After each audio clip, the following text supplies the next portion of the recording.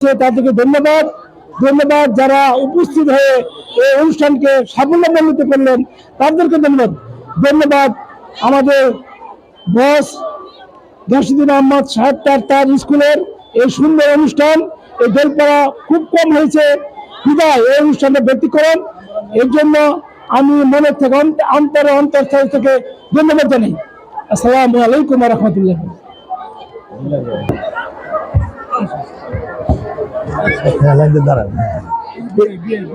বাবা এটা সরাই দেবো, এই স্যার এটা সরাই দেবো, সরাই লম্বা।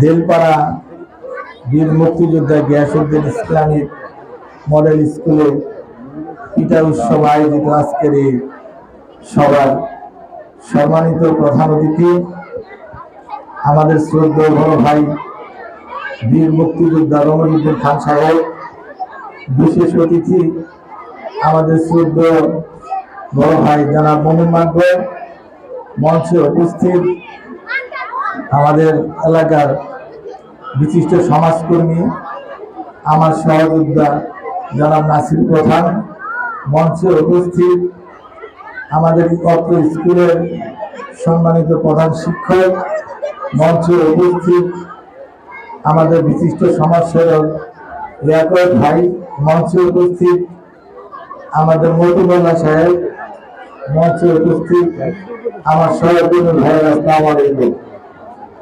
আজকে পিঠার উৎসব, পিঠার গুণগত মান এবং পিঠা যারা স্টল দিচ্ছে এবং যারা পিঠা বানাচ্ছে তাদেরকে আমি আমার অন্তর থেকে ধন্যবাদ জানাই। কারণ প্রতি বছর আমাদের স্কুলে যেতে এরকম করে পিঠা উৎসব হয়, প্রতি বছর যেতে হয়, সেই জন্য আমি স্কুলের ম্যানেজিং কমিটির সদস্য, উপদেষ্টা এবং প্রধান শিক্ষক স্যারকে অনুরোধ জানাচ্ছি এবং আন্তরিক ধন্যবাদ জানাচ্ছি। অনেক দক্ষ একজন শিক্ষক আমরা এই দিলপাড়া গিয়াসউদ্দিন স্কুলে আমরা প্রধান শিক্ষক পেয়েছি। ওনার মাধ্যমে সম্ভব হয়েছে এত সুন্দর একটি পিঠা উৎসব করার জন্য।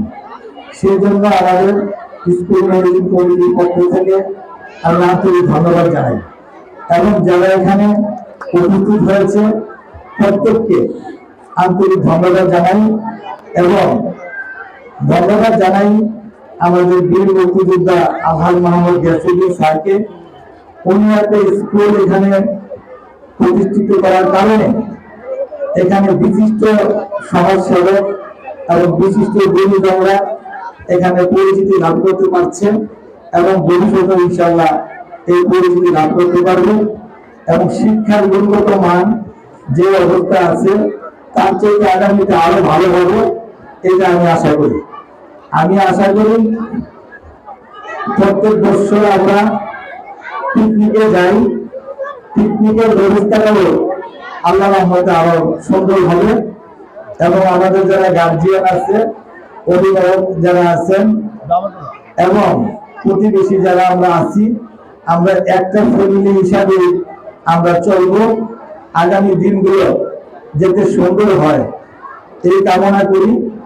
একটি বীর মুক্তিযোদ্ধা প্রতিষ্ঠানে আমরা সবাই একত্রিত আছি এবং বীর মুক্তিযোদ্ধা যারা আছে তাদের জন্য আমাদের আজকের পক্ষ থেকে আন্তরিক ধন্যবাদ জানাই এবং ৭১ যারা শহীদ হয়েছে তাদের রোগের আত্মা মাত্রা কামনা করছি এবং স্বৈরাচার বিরোধী করতে গিয়ে স্বৈরাচারকে নিপাত যায় এটা করতে গিয়ে যারা শহীদ হয়েছে তাদের আত্মার মাত্রা কামনা করছি এবং আগামী দিনগুলোতে আমরা একে অপরের শহীদ গ্রুপ ভাগাভাগি করে একত্রিত থাকতে পারি সে আশা ব্যক্ত করে আমি আমার বক্তব্য শেষ করছি। আমাদের একে একে যারা আছেন সবাইকে একসাথে আমরা বরণ করে নেই, কারণ আমাদের টাইমের স্বল্পতা আছে, সবাই স্বল্পতা আছে। তো একসাথে আমরা সবাই ইনশাআল্লাহ আমরা তাদেরকে আমরা